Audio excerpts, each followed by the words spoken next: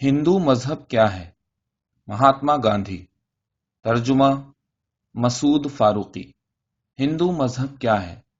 हिंदू मजहब की यह खुशकिस्मती या बदकिस्मती कह लीजिए कि वो किसी ताकत के जरिए फैलाया गया अकीदा नहीं है।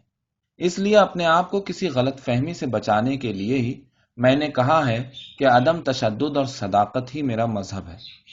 अगर मुझसे हिंदू धर्म की तशरीह करने के लिए कहा जाए तो मैं इतना ही कहूंगा, अदम तशद्दुद यानी अहिंसा के वसीले से सदाकत यानी सच्चाई की तलाश। कोई भी शख्स खुदा को ना मानते हुए भी अपने आप को हिंदू कह सकता है। सदाकत की लगातार तलाश जुस्तजू का दूसरा नाम हिंदू मजहब है।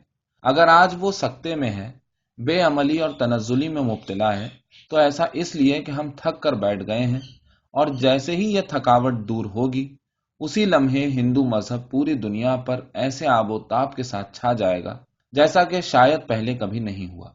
हम कह सकते हैं कि हिंदू मजहब सबसे ज्यादा भाईचारगी और बर्दाश्त करने वाला मजहब है। क्या हिंदू मजहब में शैतान का तस्वुर है? मेरे ख्याल में हिंदू मजहब की सबसे बड़ी खूबी उसकी सब कुछ अपने अंदर जज्ब करने की कुव्वत है। महाभारत के अजीम मुसन्निफ ने अपनी अजीम तख्लीक के बारे में जो बात कही है, वही बात हिंदू मजहब पर भी सादिक आती है।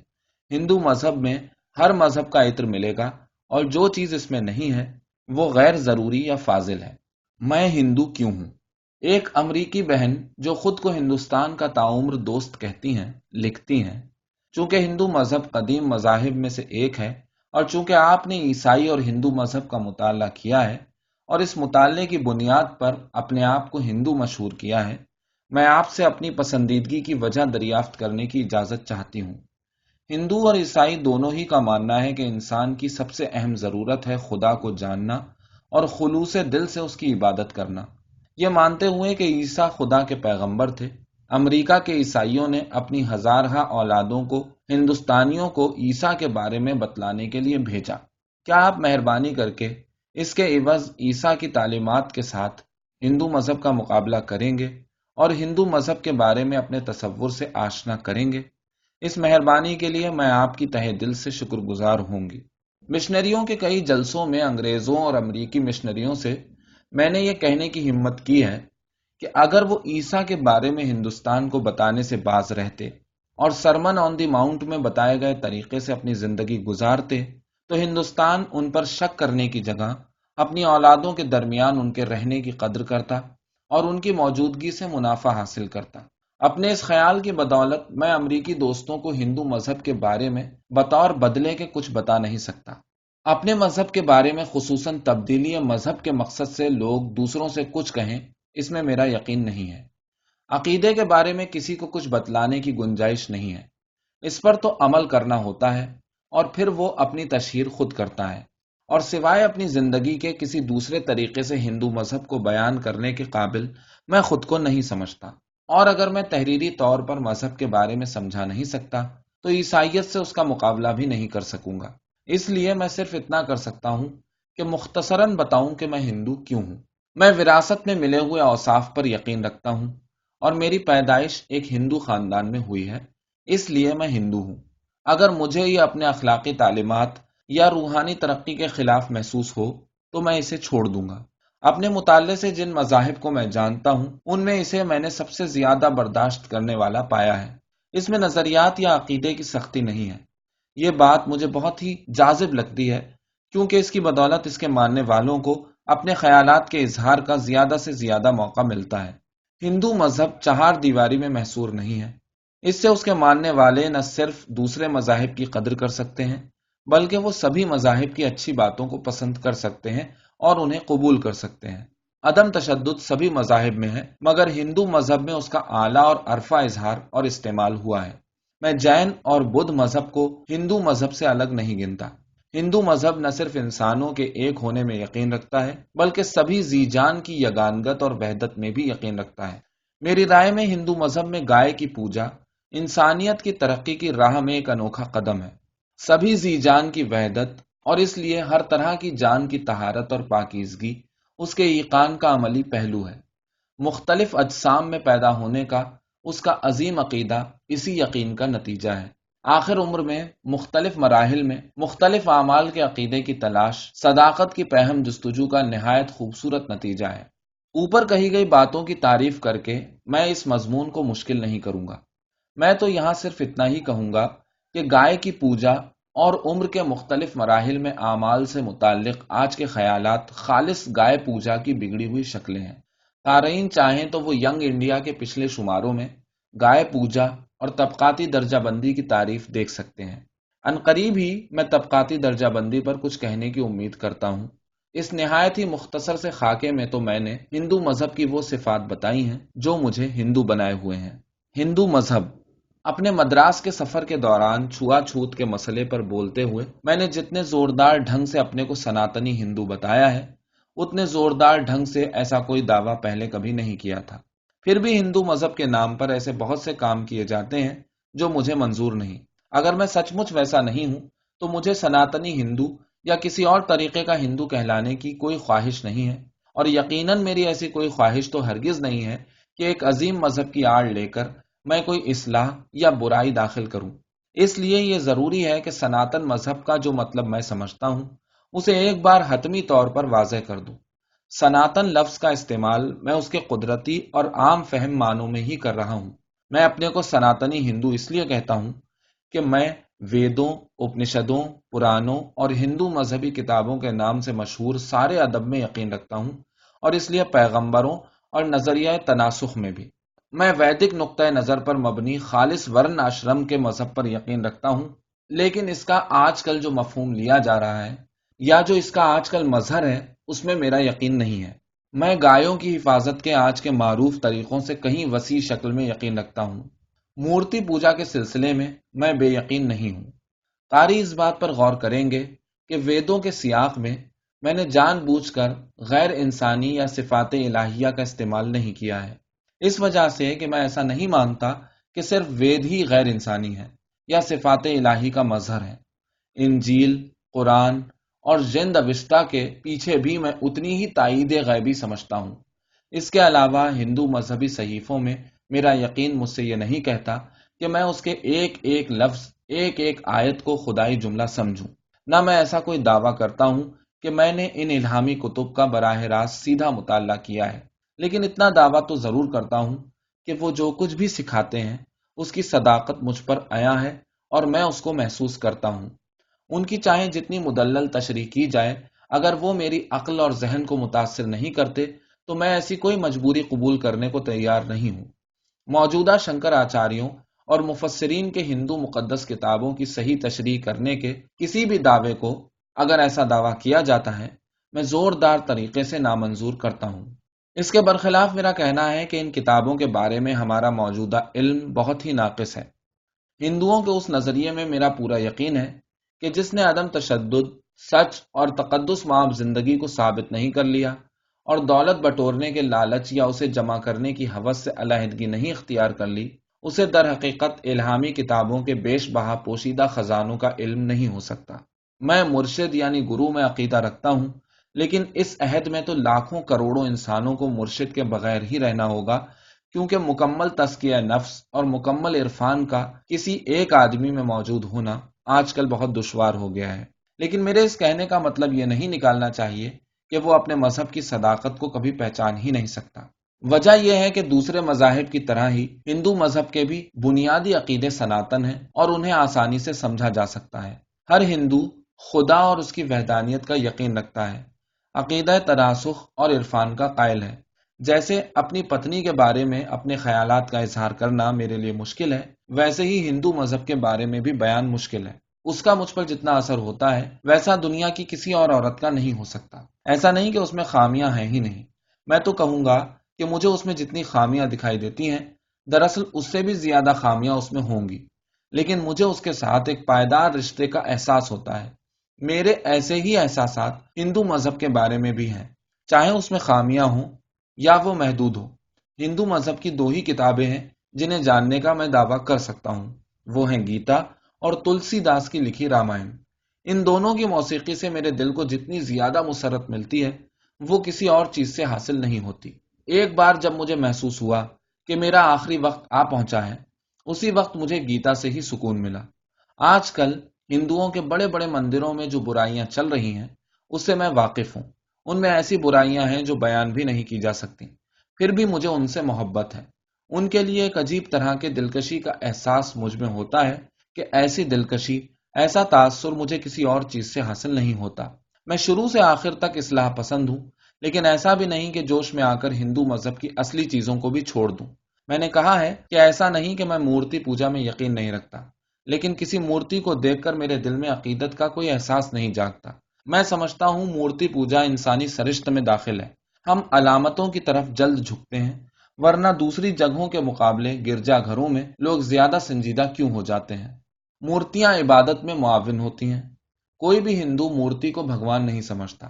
میں مورتی پوجا کو گناہ نہیں سمجھتا۔ اوپر جو کچھ کہا گیا ہے اس سے یہ بات ظاہر ہو گئی ہوگی کہ ہندو مذہب حد بندیوں میں جکڑا مذہب نہیں ہے۔ اس میں دنیا کے سبھی پیغمبروں اور نبیوں کی عبادت کے لیے وسعت ہے۔ عام مفہوم میں وہ تشہیری نقطۂ نگاہ رکھنے والا مذہب نہیں ہے۔ بے شک اس کے دامن میں ذات پات نے پناہ لی ہوئی ہے، لیکن یہ سب ترقی کے فطری اقدام کی طرح انجانے میں ہوا ہے۔ ہندو مذہب سبھی لوگوں کو اپنے اپنے مذہب کے طریقے سے خدا کی عبادت کرنے کا درس دیتا ہے، اور اس لیے اس کا کسی مذہب سے کوئی جھگڑا نہیں ہے۔ ہندو مذہب کے بارے میں میرے یہی خیال ہے، اور اسی لیے میں چھوا چھوت کو جاننے کے واسطے خود کو کبھی نہیں تیار کر پایا ہوں۔ میں اسے ہندو مذہب کی ایک بڑی کمی مانتا آیا ہوں۔ یہ بھی سچ ہے کہ یہ کمی ہمارے یہاں صدیوں سے چلی آ رہی ہے، لیکن یہی بات اور دوسری رسموں پر بھی لاگو ہوتی ہے۔ یہ سوچ کر مجھے شرم آتی ہے کہ لڑکیوں کو طوائفوں جیسی زندگی گزارنے کے لیے مندروں کے حوالے کر دینا ہندو مذہب کا ایک عقیدہ تھا۔ ہندوستان کے کئی خطوں میں یہ رسم آج بھی رائج ہے۔ میں کالی کے آگے بکرے کی قربانی دینا غیر مذہبی فعل سمجھتا ہوں، اور اسے ہندو مذہب کا حصہ نہیں مانتا۔ ہندو مذہب ہزاروں سالوں سے پنپتا اور پھیلتا رہا ہے۔ ہندوستان کے لوگوں کے مذہب کو ہندو مذہب کا نام غیر ملکیوں نے دیا، اس میں کوئی شک و شبے کی گنجائش نہیں۔ ایک زمانہ تھا جب مذہب کے نام پر جانوروں کی قربانی دی جاتی تھی، لیکن یہ کوئی مذہب نہیں ہے، اور ہندو مذہب تو قطعی نہیں ہے۔ اور اسی طرح مجھے یہ بھی محسوس ہوتا ہے کہ گایوں کی حفاظت جب ہندو دھرم کا جز بنی، اس وقت سے گائے کا گوشت کھانے والوں کو سماج سے باہر کر دیا گیا۔ یقیناً تب معاشرے میں زبردست ہنگامہ ہوا ہوگا۔ معاشرے سے باہر کرنے کی سزا مذہب کے اس فریضے کو نہ ماننے والوں کو ہی نہیں دی گئی، بلکہ ان کے گناہوں کا خمیازہ ان کی اولادوں کو بھی بھگتنا پڑا۔ جو رسم اعلیٰ مقاصد کے تحت شروع کی گئی، وہ بعد میں ایک سخت عقیدے کی شکل میں بدل گئی، اور مذہبی کتابوں میں بھی کچھ ایسے اشلوک جوڑ دیے گئے جن سے یہ فریضہ بالکل غیر مناسب اور نا انصافی سے بھرپور طریقوں سے لازمی بن گیا۔ میرا یہ اندازہ صحیح ہو یا نہ ہو، چھوا چھوت عقل کے نیز مہربانی، رحمدلی اور محبت کے احساس کے برخلاف ہے۔ جس مذہب نے گائے کی پوجا کا سبق دیا، وہ انسان کی بے رحمی سے بھرپور علیحدگی کا حمایتی کیسے ہو سکتا ہے، اور اسے کس طور پر جائز قرار دے سکتا ہے؟ چاہے کوئی میری بوٹی بوٹی الگ کر دے، میں دلتوں کا ساتھ نہیں چھوڑ سکتا۔ جب تک ہندو اپنے مقدس مذہب کو چھوا چھوت کے داغ سے آلودہ رکھیں گے، اس وقت تک وہ آزادی کے حقدار نہیں ہوں گے، اور نہ ہی اسے حاصل کر سکیں گے۔ اور چونکہ میں ہندو مذہب کو اپنی جان سے بھی زیادہ پیار کرتا ہوں، اس لیے اس داغ کو سہنا میرے لیے ناممکن ہو گیا ہے۔ اگر ہم اپنی نسل کے 5ویں حصے کو برابری کے احساس سے ملنے جلنے کے حقوق سے محروم رکھتے ہیں، تو اس کا مطلب ہے ہم خدا کی خدائی سے انکار کرتے ہیں۔ سناتن ہندو۔ میں لکیر کا فقیر نہیں ہوں، اس لیے دنیا کے مختلف مذاہب کی کتابوں کو سمجھنے کی کوشش کرتا ہوں۔ میں انہیں صداقت اور عدم تشدد یعنی اہنسا کے معیار پر جانچتا ہوں، اور یہ معیار خود ان مقدس کتابوں میں دیے ہوئے ہیں۔ جو کچھ اس معیار پر پورا نہیں اترتا، اسے میں ناقابل قبول سمجھتا ہوں، اور نیچی ذات کے آدمی کا وید پڑھنے کی کوشش کرنے پر رام کا اسے سزا دینے والے بیان کو میں ایک غلیظ بات تصور کر کے اسے نامنظور کرتا ہوں۔ کچھ بھی ہو، میں جس رام کی پوجا کرتا ہوں وہ میرے تصورات کی مکمل شخصیت ہے۔ میں اس تاریخی رام کی پوجا نہیں کرتا جس کی زندگی کے بارے میں حقائق تاریخی تحقیقات کی روشنی میں بدل سکتے ہیں۔ تلسی داس کا اس تاریخی رام سے کوئی مطلب نہیں تھا۔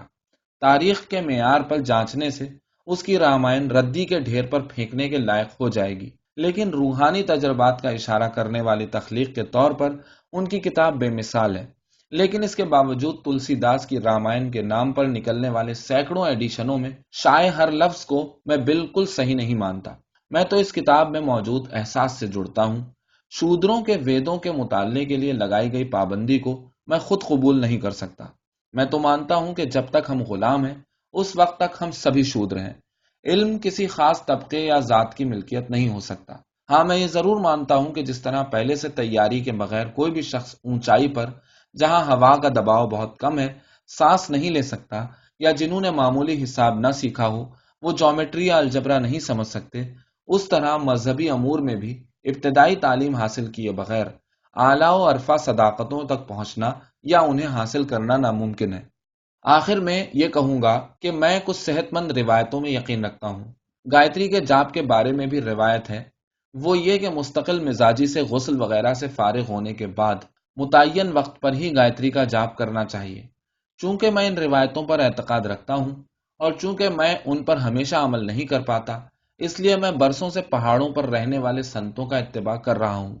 मैं भागवत के 12वें मंत्र के जाप या तुलसीदास के आसान तरीके की नकल करता हुआ गीता और दूसरी मुकद्दस किताबों के मुंतखब अशलोकों और भाषा के भजनों को पढ़कर ही तसल्ली हासिल करता रहा हूँ। ये मेरी यौमिया रूहानी ग़िज़ाएं हैं। मुझे जिस शांति और रूहानी तस्कीन की हर रोज जरूरत होती है वो सब इनसे पूरी पूरी हासिल हो जाती है। माला या चरखा, मुझे हर चार तरफ चरखा ही चरखा दिखाई देता है, क्योंकि मुझे हर तरफ गरीबी नजर आती है। हिंदुस्तान के कमजोर दुबले पतले लोगों को जब तक खाना और तन ढकने को कपड़ा नहीं मिलता, उस वक्त तक उनके लिए मजहब नाम की कोई चीज दुनिया में नहीं है। वो आज जानवरों की जिंदगी गुजार रहे हैं और उसमें हमारा भी हाथ है। इसलिए चरखा हमारे गुनाहों का इजाला करने के लिए तवज्जो की चीज है। लूले लंगड़े माजूरों की खिदमत करना ही इबादत है। भगवान हमें माजूरों की शक्ल में अपनी झलक दिखाते हैं और हम माथे पर तिलक लगाकर भी उनकी और भगवान की नाकदरी करते हैं। भगवान वेदों में है भी और नहीं भी। जो वेदों की मानवियत पहचानता है उसे उनमें भगवान का नूर दिखाई देता है, और जो उनके लफ्जों से चिपका रहता है उसे हम वेदिया कहते हैं। हाँ, नरसंग मेहता ने माला की पूजा बेशक की है, लेकिन उन्हीं मेहता ने यह भी कहा है कि सिर्फ माला फेरने से कुछ नहीं होता। ये जरूर है कि मुसलमान तस्बीह फेरते हैं और ईसाई रोजरी, लेकिन अगर किसी को सांप काट ले और वो अपनी तस्बीह या रोजरी छोड़कर उसकी मदद ना करें तो अपने आप को यकीनन मजहब से बेगाना समझेंगे। ब्राह्मण वेदों को पढ़कर ही धर्मगुरु नहीं बन जाते। अगर ऐसा होता तो वेदों के आलिम मैक्स मिलर भी हमारे धर्मगुरु हो जाते। आज के अहद के मजहब को जानने वाला ब्राह्मण वेदों के इल्म को सानवी समझकर जरूरी चरखे के मजहब की तशहीर करेगा और करोड़ों गरीबों की भूख मिटाने के बाद ही समाधि लगाएगा। मैंने सभी फिरका वाराना मजाहिब के मुकाबले में चरखा चलाने को आला मजहब माना है। इसका यह मतलब नहीं है कि फिरकों को छोड़ दिया जाए, लेकिन जिस मजहब पर अमल करना हर फिरके और मजहब के मानने वालों के लिए लाजमी हो वो तमाम मजाहिब और फिरकों से यकीनन आला होगा। इसलिए मैं कहता हूं कि जो ब्राह्मण खिदमत के एहसास से चरखा काटता है वो ज्यादा अच्छा ब्राह्मण है। इस तरह वो मुसलमान ज्यादा अच्छा मुसलमान और वो वैष्णु ज्यादा अच्छा वैष्णु बनता है जो जज्बा खिदमत रखता है। लेकिन जब मैं इतना मुस्तगरिक हो जाता हूं कि माला फेरना मुझे दुश्वार लगे, उस वक्त उसे मैं छोड़ देता हूं। अगर मैं सोते सोते चरखा चला सकूं और मुझे राम नाम लेने में उसकी मदद की जरूरत मालूम हो तो मैं तस्बीह फेरने की जगह चरखा ही चलाऊंगा। अगर मुझ में माला और चरखा दोनों को फेरने की सलाहियत हो और मुझे दोनों में से किसी एक को चुनना हो, तो जिस वक्त तक मुल्क गरीबी और फाका कशी में मुब्तला है उस वक्त तक मैं चरखे की शक्ल की माला फेरना ही पसंद करूंगा। मैं उस वक्त का इंतजार कर रहा हूं जब मुझे राम नाम की माला जपना भी सूदमंद लगे। जब यह एहसास हो जाए कि राम लफ्जों के हिसार से बाहर है, तब नाम लेने की जरूरत नहीं रह जाएगी। चरखा, माला और राम का ये नाम मेरे लिए जुदा जुदा चीजें नहीं है। मुझे तो ये तीनों खिदमत की तलकीन करती हैं। मैं बगैर खिदमत खल्क किए अदम तशद्दुद को नहीं अपना सकता। सच के अलावा कोई मजहब नहीं और सच ही राम है, नारायण है, ईश्वर है, खुदा है, अल्लाह है और गॉड है।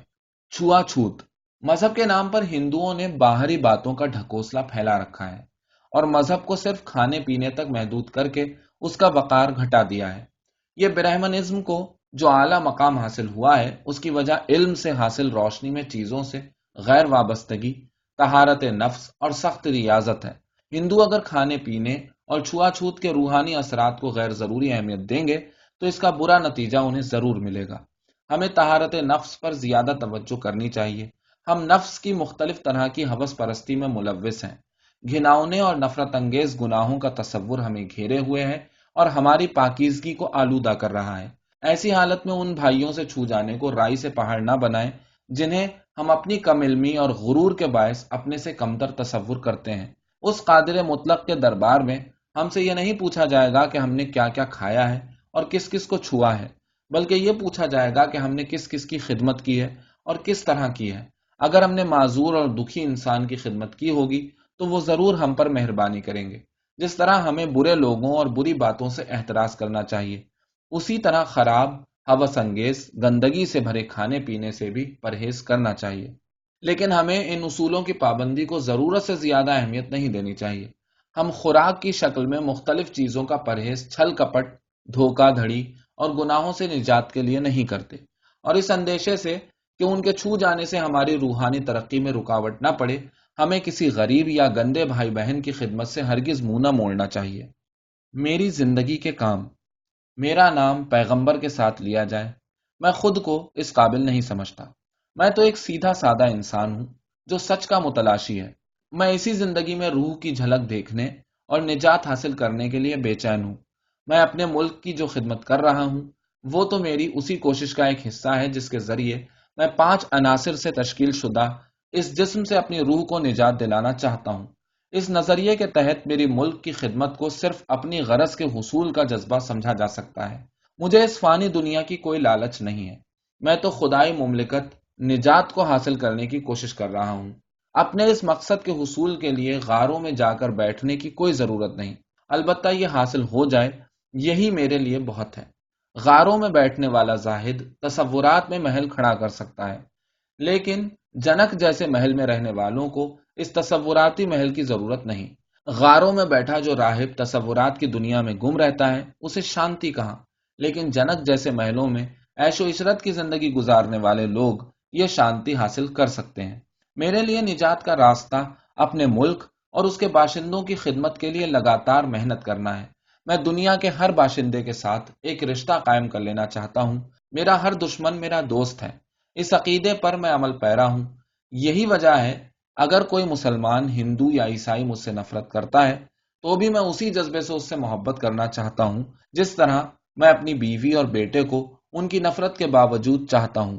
اسی طرح میری ملک سے محبت، سوائے اس کے کہ میں اسے حسد اور لالچ سے نجات حاصل کرنے اور اس دنیا کے قیام کے لیے ایک منزل سمجھتا ہوں، کچھ اور نہیں ہے۔ اس سے یہ معلوم ہو جاتا ہے کہ میرے نزدیک مذہب سے جدا سیاست کوئی مطلب نہیں رکھتی۔ سیاست مذہب کی پابند ہے۔ مذہب سے جدا سیاست کو ایک پھانسی ہی سمجھا جائے کیونکہ اس سے روح ختم ہو جاتی ہے۔ شدھی اور تبلیغ۔ میرے خیال سے ہندو مذہب میں اس کے لیے کوئی مقام نہیں ہے۔ مجھے محسوس ہوتا ہے کہ اپنی تشہیر کی اسکیم بنانے میں آریہ سماجوں نے عیسائیوں کی نقل کی ہے۔ اپنے مذہب میں لوگوں کا یقین پیدا کرنے کا یہ جدید طریقہ کار مجھے پسند نہیں۔ اس سے فائدے کی جگہ نقصان ہی ہوا ہے۔ مذہب کی تبدیلی انسان اور خالق کے درمیان کی چیز سمجھی جاتی ہے، لیکن آج اس کا ایسا زوال ہوا ہے کہ اس کے لیے انسان کی خود غرضی کی فطرت کو مہمیز کرنے کا طریقہ اپنایا جانے لگا ہے۔ آریہ سماجی مبلغوں کو جو مزہ دوسرے مذاہب پر کیچڑ اچھالنے میں آتا ہے وہ کسی اور بات میں نہیں آتا۔ ایک ہندو ہونے کے ناطے میری عقل تو یہی کہتی ہے کہ سبھی مذاہب سچے ہیں، سب کی ابتدا ایک خالق سے ہے۔ پھر بھی سبھی مذاہب خام ہیں کیونکہ وہ ہمیں انسانوں کے ذریعے حاصل ہوتے ہیں اور انسان کبھی بھی مکمل نہیں ہوتا۔ سچا اور پاکیزہ کام تو میں اسے مانوں گا کہ ہر شخص، چاہے وہ مرد ہو یا عورت، اپنے اپنے مذہب میں رہ کر خالص بندگی حاصل کرنے کی کوشش کرے۔ اس اسکیم میں کردار ہی واحد جانچ کا معیار ہونا چاہیے۔ ایک مذہب کو چھوڑ کر دوسرا مذہب اختیار کرنے میں اگر اخلاقی بلندی حاصل نہ ہو تو ایسی تبدیلی مذہب سے کیا فائدہ ہے؟ جب میرے ہم مذہب اپنے اعمال سے ہر روز خدا کے وجود سے انکار کر رہے ہوں، کیونکہ شدھی یا تبلیغ کا یہی مطلب ہے، تو دوسرے مذاہب کے لوگوں میں اپنے مذہب کی تعلیم کس لیے دوں؟ رنگریز پہلے اپنی پگڑی رنگ والی کہاوت دنیا کے معاملات سے زیادہ مذہبی امور پر صادق آتی ہے، لیکن یہ میرے ذاتی خیالات ہیں۔ اگر آریہ سماجیوں کو محسوس ہوتا ہو کہ ان کا ضمیر انہیں اس تحریک کے لیے اکساتا ہے تو اسے چلانے کا انہیں پورا حق ہے۔ ضمیر کی اندر سے آنے والی یہ آواز وقت کی عظمت یا تجربے کی حقیقت کو قبول نہیں کرتی۔ اگر ضمیر کی آواز پر چلے کسی آریہ سماجی یا مسلمان کے اپنے مذہب کی تشہیر کرنے کی وجہ سے ہندو مسلم ایکتا خطرے میں پڑ جاتی ہے تو یقیناً ایسی ایکتا سطحی ہے۔ ہم ایسی تحریکوں سے اتنا کیوں خوف زدہ ہوں لیکن اس وقت ایسی تحریکوں کا مقصد خالص مذہبی تشہیر ہونا چاہیے۔ اگر ملک کے لوگ پھر سے ہندو مذہب قبول کرنا چاہیں تو وہ جب چاہیں انہیں ایسا کرنے کا پورا پورا حق ہے، لیکن اپنے مذہب کی تشہیر کرنے کی غرض سے دوسرے مذاہب کی تذلیل کرنے کی اجازت نہیں دی جا سکتی، کیونکہ یہ ایک ساتھ رہنے کے احساس کے برخلاف ہے۔ اس طرح کی تشہیر کا مقابلہ کرنے کا سب سے اچھا ذریعہ یہ ہے کہ کھلے عام اس کی مذمت کی جائے۔ ہندو کیا کریں؟ اگرچہ ہندوستان کے زیادہ تر ہندو اور مسلمان ایک ہی نسل کے ہیں، تو بھی مذہبی ماحول نے انہیں ایک دوسرے سے مختلف کر دیا ہے۔ میں اس بات کو مانتا ہوں اور میں نے دیکھا بھی ہے کہ عقیدے اور تصورات کی بدولت انسان کی شکل اور فطرت بدل جاتی ہے۔ سکھ لوگ اس بات کی تازہ مثال ہیں۔ مسلمان زیادہ تر اقلیت میں ہیں، اس لیے قومیت کی شکل میں وہ زیادہ تر باغی بن گئے ہیں۔ پھر وہ ایک نسبتاً نئی روایت کے وارث ہیں۔ ان میں زندگی کے اس نسبتاً نئے طریقے کی وجہ سے زیادہ ہمت دکھائی دیتی ہے۔ میری رائے میں تو قرآن میں عدم تشدد کو خاص اہمیت دی گئی ہے، لیکن 1300 سالوں سے حکومتیں وسیع کرنے کی وجہ سے مسلمان ایک لڑاکو یا حملہ آور ذات ہو گئے ہیں۔ انہیں دھینگا مشتی کی عادت پڑ گئی ہے۔ غنڈہ گردی دھینگا مشتی کا فطری نتیجہ ہے۔ ہندو لوگوں کی تہذیب بہت قدیم ہے اور ان کی رگوں میں عدم تشدد سمایا ہوا ہے۔ ان کی تہذیب ان سارے تجربات سے پہلے گزر چکی ہے جن سے یہ دو نئی قومیں گزر رہی ہیں۔ اگر ہندو مذہب میں آج کل کے معنوں میں اقتدار اور ہوس پرستی رہی بھی ہے تو وہ زمانہ بیت گیا ہے۔ دوسرے، اس نے خود غور و فکر کر کے یا وقت کی بے رحمی سے مغلوب ہو کر اسے چھوڑ دیا ہے۔ یہاں عدم تشدد کی فوقیت کی وجہ سے ہتھیاروں کا استعمال کچھ ہی ذاتوں تک محدود رہ گیا، اور ان لوگوں نے بھی رشیوں نبیوں کے نقش قدم پر چلنا ہمیشہ اپنا مذہب تصور کیا۔ اسی وجہ سے فرقے کی شکل میں ہندوؤں کے پاس وہ دماغی صلاحیت نہیں جو لڑنے بھیڑنے کے لیے ضروری ہے۔ اس کے علاوہ اپنی روحانی تعلیمات کو کنٹرول میں نہ رکھنے کی وجہ سے وہ ہتھیاروں کی جگہ دوسرے مؤثر طریقوں کا استعمال کرنا بھول گئے، اور ہتھیاروں کا استعمال کرنے کے طریقوں سے ناواقفیت ہونے، نیز فطری جھکاؤ نہ ہونے کی وجہ سے وہ اس قدر رحم دل ہو گئے کہ انہیں ڈرپوک اور بے وقوف کے نام سے پکارا جا سکتا ہے۔ میں سمجھتا ہوں کردار کی یہ خامی ان کی اعلیٰ ظرفی بن گئی ہے۔ اس طرح کا خیال رکھتے ہوئے بھی میرا نظریہ یہ نہیں ہے کہ ہندوؤں کی حد بندی کی خاصیت کا، جو کہ بری تو ہے ہی، ان کی کمزوری سے کوئی خاص تعلق ہے۔ اپنی حفاظت کے لیے اکھاڑوں میں مشق پر میرا یقین نہیں ہے۔ اس کی وجہ بھی یہی ہے۔ جسمانی طاقت بڑھانے کے لیے میں ان کو کارآمد سمجھتا ہوں، لیکن خود حفاظتی کے لیے میں روحانی تعلیمات کی احیا کو ہی ضروری سمجھتا ہوں۔ خود حفاظت کے لیے سب سے مؤثر اور پائیدار وسیلہ ہے نفس کی طہارت۔ غلط طریقوں سے پھیلائی جانے والی خطرناک باتوں سے میں ڈرنے والا نہیں ہوں۔ اگر ہندو اپنے آپ پر اعتماد رکھیں اور روایت کے مطابق اعمال کرتے رہیں تو انہیں غنڈہ گردی سے ڈرنے کی کوئی ضرورت ہی نہ رہے۔ جس لمحے وہ حقیقی روحانی تعلیمات کو پھر سے اپنا لیں گے، اسی دن سے مسلمانوں کے دل پر اس کا اثر پڑنے لگے گا، اور ناممکن ہے کہ اس کا اثر نہ پڑے۔ اگر میرے پاس ایسے ہندو نوجوانوں کا غول ہو جو اپنے آپ میں بھروسہ رکھتے ہوں، اور مسلمانوں میں بھی ایسے نوجوان نکل آئیں، تو یہ غول کمزور لوگوں کے لیے ڈھال بن جائے گا۔ وہ ہندو نوجوان یہ سکھا دیں گے کہ کس طرح دوسروں کو مارے بغیر بھی جیا جا سکتا ہے۔ میرے خیال سے اس کے علاوہ کوئی دوسرا راستہ نہیں ہے۔ جب ہمارے آباء و اجداد پر مصیبتیں پڑتی، اس وقت وہ تزکیہ نفس کرتے تھے۔ وہ جسم کو کمزور سمجھ کر عجز و انکسار کے ساتھ عبادت کرتے، اور اس وقت تک عبادت میں مشغول رہتے جب تک ان کی پکار پر وہ قادر مطلق توجہ دینے کے لیے مجبور نہیں ہو جاتا۔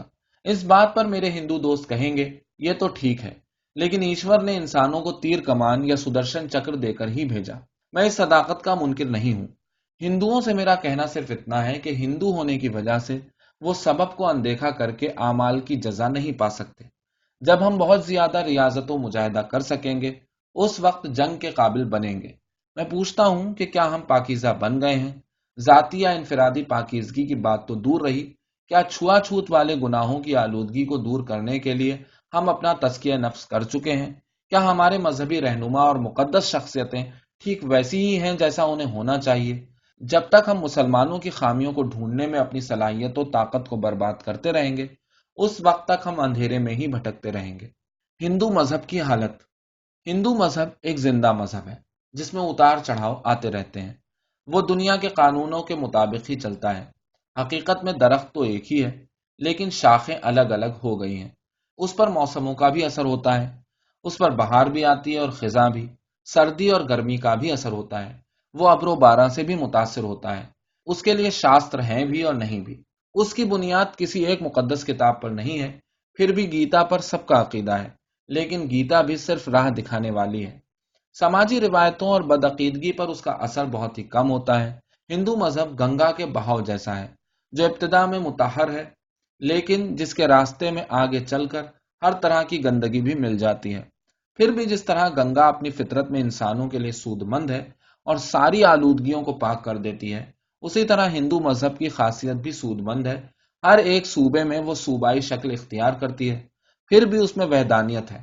بدعقیدگی اور رسم و رواج مذہب نہیں ہے۔ رسم و رواج میں تبدیلی ہو سکتی ہے، لیکن مذہب کی حقیقی روح تو ویسی ہی رہے گی۔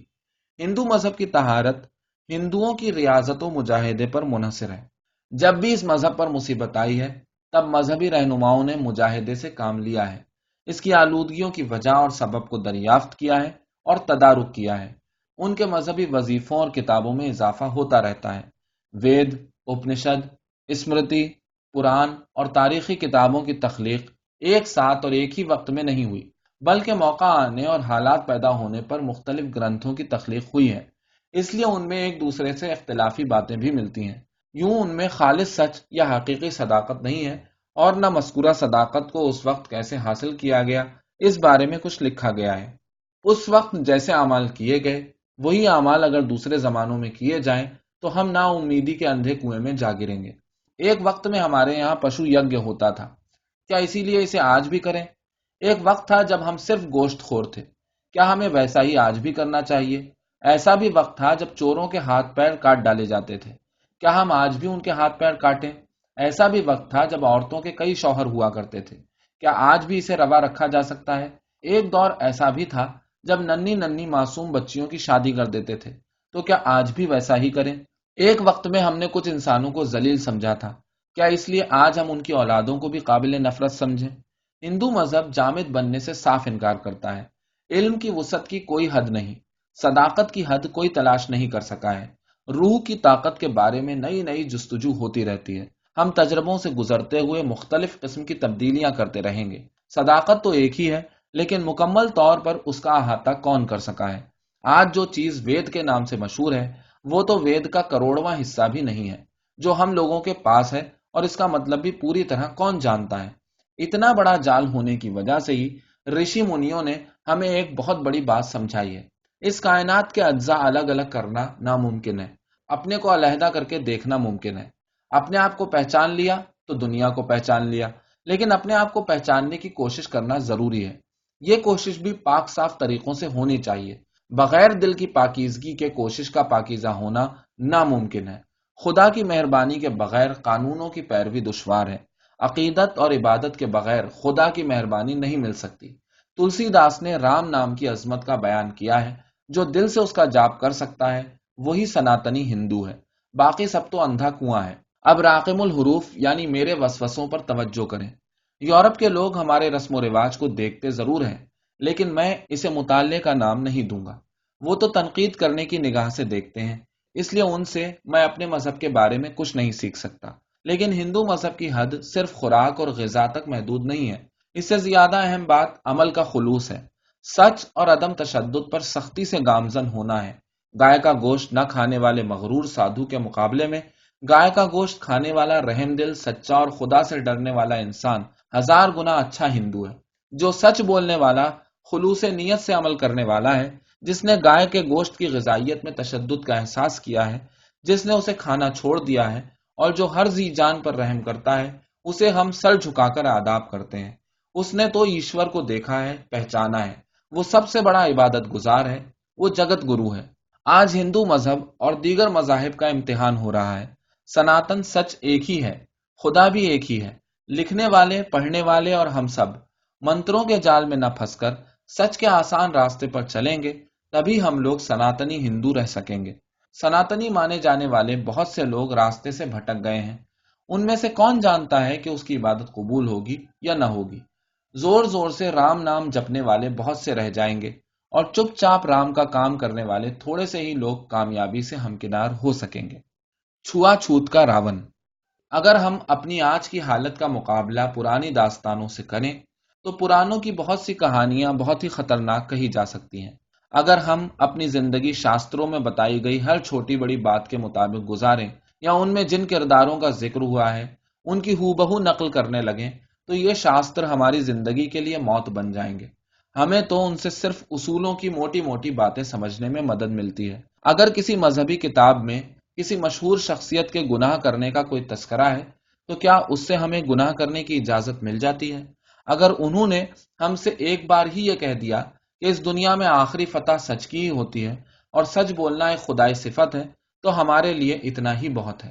یہ کہنا کہ یدھشٹر کو بھی جھوٹ بولنا پڑا تھا نامناسب ہے، بلکہ اس سے زیادہ یہ کہنا زیادہ نامناسب ہوگا کہ جب انہوں نے جھوٹ بولا تو انہیں اسی لمحے مصیبت جھیلنی پڑی اور ان کی شہرت اور عزت انہیں سزا سے بچانے میں ان کے کام نہ آئی۔ اسی طرح ہمارا یہ کہنا بھی غیر مناسب ہوگا کہ آدی شنکر اچاریہ نے کسی چنڈال سے دور رہنے کے لیے کہا تھا۔ ہمارے لیے یہی سبق کافی ہوگا کہ جس مذہب میں ہر ذی جان کے ساتھ محبت سے پیش آنے کا درس دیا جاتا ہے اور جس مذہب میں کسی حقیر ذی جان سے بھی سنگ دلانہ برتاؤ منع کیا گیا ہے اس میں معصوم لوگوں کو سماج سے دور رکھنے کی بات کہی ہی نہیں جا سکتی۔ اس کے علاوہ یہ بھی تو نہیں معلوم کہ آدی شنکر اچاریہ نے کیا کہا تھا اور کیا نہیں کہا تھا۔ یہاں لفظ چنڈال کا کس معنی میں استعمال ہوا ہے اس کے بارے میں تو ہمیں اور بھی کم معلوم ہے، جبکہ یہ معلوم ہے کہ اس لفظ کے کئی معنی ہیں جس میں سے ایک معنی گنہگار کے بھی ہیں۔ اگر سارے گناہ گاروں کو اچھوت تسلیم کر لیا جائے تو اس بات کا اندیشہ ہے کہ ہم سبھی اچھوت بن جائیں گے اور خود ہمارے پنڈت جی بھی نہیں بچ سکیں گے۔ چھوا چھوت کے قدیم ہونے سے انکار نہیں، لیکن اگر اسے برائی تسلیم کرنا ہے تو قدامت کے نام پر اس کی حمایت نہیں کی جا سکتی۔ تلسی داس جی، رامائن کو آپ سب سے مقدس کتاب مانتے ہیں، لیکن اس کی وجہ کیا ہے یہ سمجھ میں نہیں آتا۔ دیکھیے، تلسی داس جی نے عورتوں کی کتنی تحقیر کی ہے، بالی کے قتل کی حمایت کی ہے، وبھیشٹر کے ملک کے ساتھ غداری کرنے کی کس قدر تعریف کی ہے، سیتا جی پر سخت مظالم کرنے والے رام کو بھگوان کہا ہے۔ ایسی کتاب میں آپ کو کس طرح کی جمالیات نظر آتی ہیں؟ آپ تلسی داس جی کی شاعری کی اعلیٰ خصوصیات کے لیے رامائن کو مقدس کتاب نہیں سمجھتے، اور اگر ایسا ہو تو کہنا پڑے گا کہ آپ کے اندر شاعری کو پرکھنے والی تنقیدی بصیرت کی کمی ہے۔ اوپر دیے گئے سارے سوالات صرف ایک شخص کے نہیں ہیں، بلکہ مختلف دوستوں نے مختلف موقعوں پر جو کچھ لکھا یا کہا ہے اس کا لب لباب ہے۔ اگر ایسی ایک ایک بات کو لے کر جانچیں تو ساری رامائن ہی ایوب سے بھری کتاب سمجھی جا سکتی ہے۔ صرف اس بات سے تسلی ہوتی ہے کہ اس طرح ہر کتاب اور ہر شخص کو ہی نقائص کا پلندہ سمجھا جا سکتا ہے۔ ایک پینٹر نے اپنے مبصرین کا جواب دینے کے لیے اپنی پینٹنگ کو ایک نمائش میں رکھا اور اس کے نیچے لکھا، اس تصویر میں آپ کو جو جو سقم نظر آئے وہاں اپنے قلم سے نشان لگا دیں۔ نتیجہ یہ ہوا کہ اس تصویر کے ہر حصے میں کسی نہ کسی خامی کی نشاندہی کی گئی، مگر حقیقت یہ تھی کہ وہ تصویر آرٹ کا ایک شاہکار تھی۔ مبصرین نے تو وید، انجیل اور قرآن میں بھی بہت سے نقائص ڈھونڈے ہیں، لیکن ان مقدس کتابوں کے عقیدت مند ان میں کوئی نقص نہیں پاتے۔ ہر باب پر تبصرہ پوری کتاب کے سیاق و سباق کو دیکھتے ہوئے کیا جانا چاہیے۔ یہ تو اظہاری تبصرہ ہوا۔ زیادہ تر قارئین پر اس کتاب کا مجموعی تاثر کیا پڑا، اسے دیکھ کر ہی اس کی پوشیدہ خوبیوں کا اندازہ کیا جا سکتا ہے۔ کسی بھی طریقے سے کیوں نہ جانچا جائے، رامائن کی عظمت ہی ثابت ہوتی ہے۔ کتاب کو عظیم کہنے کا یہ مطلب نہیں کہ اس میں کوئی نقص نہیں ہے، لیکن رام چرت مانس کے بارے میں یہ دعویٰ ضرور کیا جا سکتا ہے کہ اس سے لاکھوں لوگوں کو سکون ملا ہے۔ جو لوگ خدا کے منکر تھے وہ اس کا پاٹھ کرنے سے موحد ہوئے ہیں اور آج بھی ہو جاتے ہیں۔ مانس کا ہر صفحہ بھکتی سے بھرپور ہے، مانس ہر طرح کے علم کا خزانہ ہے۔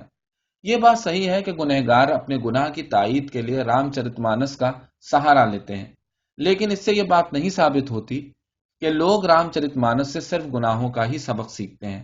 میں مانتا ہوں کہ تلسی داس نے بلا ارادہ عورتوں کے ساتھ ناانصافی کی ہے۔ اس میں اور اس طرح کی دیگر باتوں میں تلسی داس جی اپنے عہد کی روایت سے آگے نہیں بڑھ سکے۔ دوسرے لفظوں میں تلسی داس جی مصلح نہیں بلکہ اول و آخر عقیدت مند ہی رہے۔ ان باتوں میں ہم تلسی داس کے ایوب کی نہیں بلکہ ان کے عہد کی برائیوں کی جھلک دیکھتے ہیں۔ ایسی حالت میں مصلح کیا کریں؟ کیا ان کو تلسی داس جی سے کچھ مدد نہیں مل سکتی؟ ضرور مل سکتی ہے۔ رام چرت مانس میں خواتین کی کافی تحقیر ملتی ہے، لیکن اسی کتاب میں سیتا جی کے پاکیزہ کردار کا بھی ہم سے تعارف ہوتا ہے۔ سیتا کے بغیر رام کیسے؟ رام کی شہرت سیتا جی پر منحصر ہے، سیتا جی کی رام کی وجہ سے نہیں۔ کوشلیہ، سمترا وغیرہ بھی مانس کے قابل احترام کردار ہیں۔ شبری اور اہلیہ کی بھکتی بھی ایک مثال ہے۔ راون راکشس تھا مگر مندودری ستی تھی۔ ایسے بہت سے مناظر اس پاک خزانے میں ملتے ہیں۔ میرے خیال میں ان سب تذکروں سے یہی ثابت ہوتا ہے کہ تلسی داس جان بوجھ کر عورت کی تحقیر کرنے والے نہیں تھے۔ اپنے علم و عقل سے وہ عورتوں کی عقیدت کیش تھے۔ یہ تو عورتوں کے تعلق سے بات ہوئی، لیکن بالی کے قتل کے بارے میں بھی دو مختلف رائے ہو سکتی ہیں۔ وبھیشن میں تو میں کوئی کمی نہیں پاتا ہوں۔ وبھیشن نے اپنے بھائی کے ساتھ ستیہ گرہ کیا تھا۔ وبھیشن کا کردار ہمیں یہ درس دیتا ہے کہ اپنے ملک یا اپنے حاکم کی خامیوں کو چھپانا یا ان سے ہمدردی رکھنا ملک سے وفاداری کے نام کو بدنام کرنا ہے۔ اس کے برخلاف ملک کی خامیوں سے اختلاف کرنا ہی ملک کے ساتھ سچی وفاداری ہے۔ وبھیشن نے رام جی کی مدد کر کے اپنے ملک کو فائدہ ہی پہنچایا تھا۔ سیتا جی کے ساتھ رام کے برتاؤ میں سخت دلی نہیں تھی، اس میں حکمرانی کے ضابطوں اور شوہر کی محبت کے درمیان اصولی جنگ شامل تھی۔ جس کے دل میں اس معاملے میں شک و شبہات پیدا ہوں، انہیں میرا مشورہ ہے کہ وہ میری یا کسی اور کی تشریح کو اس طرح قبول نہ کریں۔ جس مضمون کی بابت شک ہو اسے وہ چھوڑ دیں۔ سچ اور عدم تشدد کے خلاف کسی بات کو قبول نہ کریں۔ رام چندر نے دھوکہ دیا تھا اس لیے ہم بھی دھوکہ دیں، ایسا ماننا غلط سبق کو پڑھنا ہے۔ یہ یقین کر کے کہ رام وغیرہ کبھی دھوکہ نہیں کھا سکتے، ہم مکمل انسان کا ہی تصور کریں اور مکمل کتاب کو ہی پڑھیں اور پڑھائیں۔ انصاف کی نظر سے دیکھیے کہ سبھی کتابوں میں کچھ نہ کچھ نقص ہے۔ ایسا سمجھ کر ان کتابوں سے ہنس کی طرح دودھ میں سے پانی کو نکال پھینکیں اور صفات سے بھرپور دودھ کا ہی استعمال کریں۔ اس طرح نامکمل میں مکمل کو دیکھنا، نیکی اور عیوب کو الگ کرنا ہمیشہ افراد اور عہد کی خصوصیت پر ہی منحصر ہوگا۔ آزادانہ طور پر اکملیت صرف خدا میں ہے اور اس کا اظہار ناممکن ہے۔